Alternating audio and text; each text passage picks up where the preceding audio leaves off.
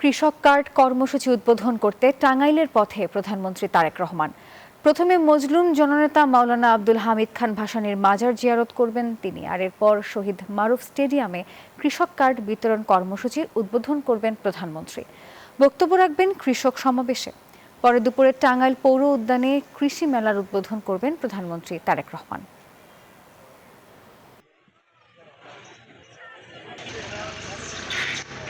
নাফিসা, আপনাকে নববর্ষের শুভেচ্ছা এবং নিউজ 24-এর সব দর্শককে নববর্ষের শুভেচ্ছা।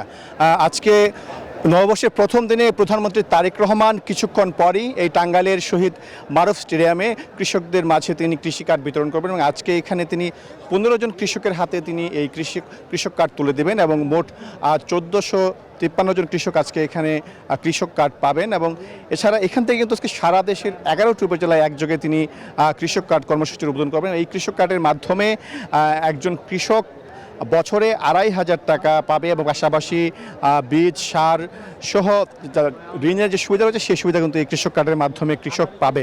এবং আজকে এই প্রধানমন্ত্রীর এই সফরকে কেন্দ্র করে ইতিমধ্যেই কিন্তু টাঙ্গাইলে উৎসবমুখর পরিবেশ রয়েছে এবং এখানে নিরাপত্তা ব্যবস্থা জোরদার করা হয়েছে।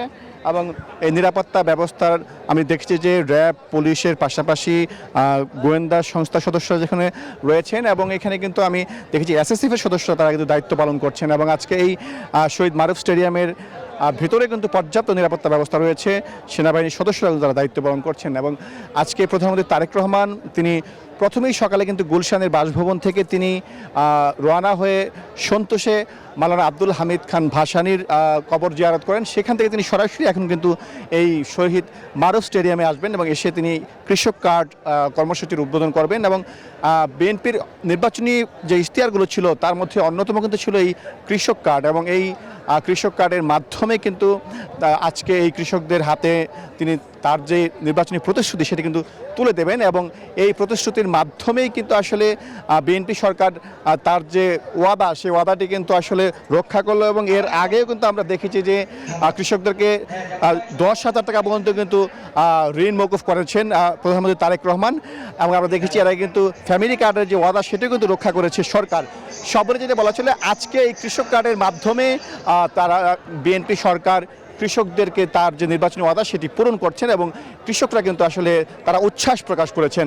এই ছিল আমার কাছে টাঙ্গাইলের শহীদ মারুফ স্টেডিয়াম থেকে সর্বশেষ। সাইফুল, ধন্যবাদ আপনাকে। 200-র বেশি সার্ভিস ও ফিচারে লেনদেনের সব বিকাশ অ্যাপে সম্ভব।